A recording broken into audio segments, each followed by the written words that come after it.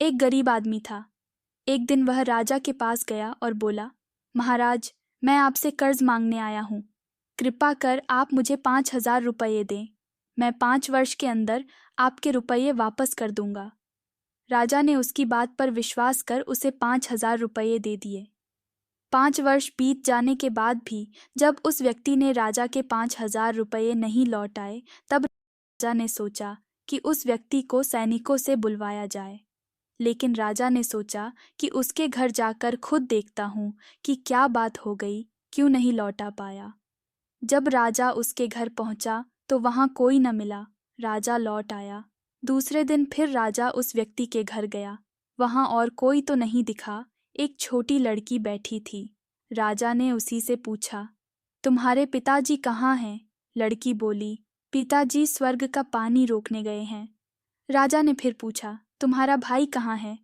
लड़की बोली, बिना झगड़ा के झगड़ा करने गए हैं। राजा के समझ में एक भी बात नहीं आ रही थी, इसलिए वह फिर पूछता है, तुम्हारी माँ कहाँ है? लड़की बोली, माँ 1 से 2 करने गई है। राजा उसके इन ऊल जुलूल जवाब से खींच गया। वह गुस्से में पूछता है, और तुम यहाँ बैठी क्या कर रही हो? लड़की हंसकर बोली, मैं घर बैठी संसार देख रही हूँ। राजा समझ गया कि लड़की उसकी किसी भी बात का सीधा जवाब नहीं देगी, इसलिए उसे अब इससे इन बातों का मतलब जानने के लिए प्यार से बतियाना पड़ेगा। राजा ने चेहरे पर प्यार से मुस्कान लाकर पूछा, बेटी, तुमने जो अभी अभी मेरे सवालों के जवाब दिए, उनका मतलब क्या है? मैं तुम्हारी एक भी बात का मतलब नहीं समझ सका। तुम मुझे सीधे सीधे उनका मतलब समझाओ। लड़की ने भी मुस्कुराकर पूछा, अगर मैं सभी बातों का मतलब समझा दूं तो आप मुझे क्या देंगे? राजा के मन में सारी बातों को जानने की तीव्र उत्कंठा थी। वह बोला, जो मांगोगी वही दूंगा। तब लड़की बोली, आप मेरे पिताजी का सारा कर्ज माफ कर देंगे तो मैं आपको सारी बातों का अर्थ बता दूंगी। राजा ने कहा, ठीक है, मैं तुम्हारे पिताजी का सारा कर्ज माफ कर दूंगा। अब तो सारी बातों का अर्थ समझा दो। लड़की बोली, महाराज, आज मैं आपको सारी बातों का अर्थ नहीं समझा सकती। कृपा कर आप कल आएं, कल मैं जरूर बता दूंगी। राजा अगले दिन फिर उस व्यक्ति के घर गया। आज वहां सभी लोग मौजूद थे। वह आदमी, उसकी पत्नी, बेटा और उसकी बेटी भी। राजा को देखते ही लड़की पूछी, महाराज, आपको अपना वचन याद है ना?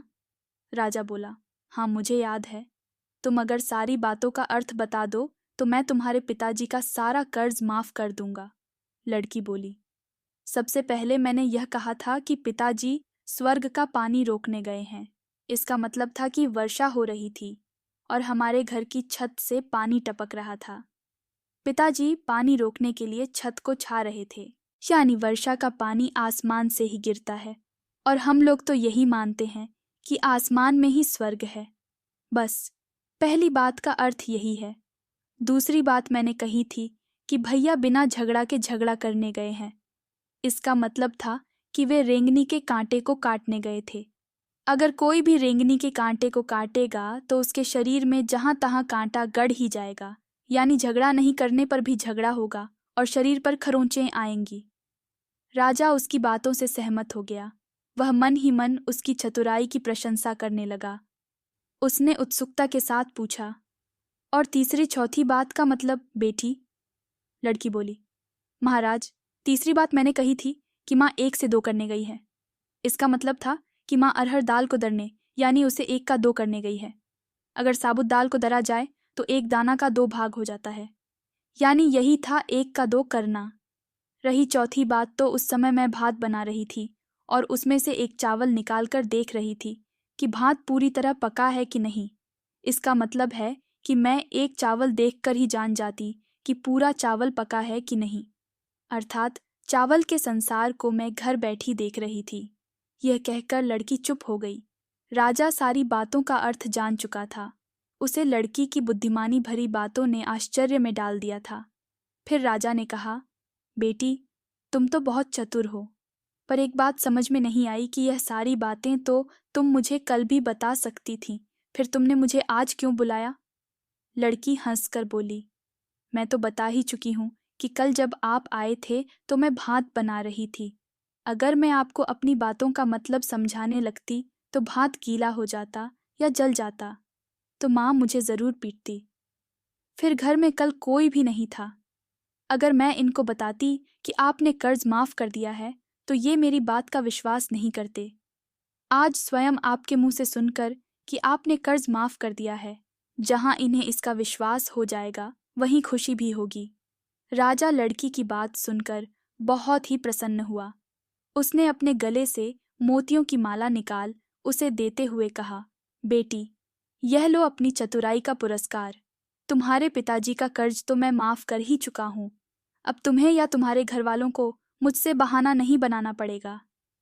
अब तुम लोग निश्चिंत होकर रहो। अगर फिर कभी किसी चीज़ की ज़रूरत हो तो बेझिझक होकर मुझसे कहना। इतना कहकर राजा लड़की को आशीर्वाद देकर चला गया। लड़की के परिवार वालों ने उसे खुशी से गले लगा लिया। दोस्तों, यदि यह कहानी पसंद आई हो तो चैनल को लाइक, सब्सक्राइब और शेयर करके हमें सपोर्ट करें। पूरी वीडियो देखने के लिए बहुत बहुत धन्यवाद। जय हिंद।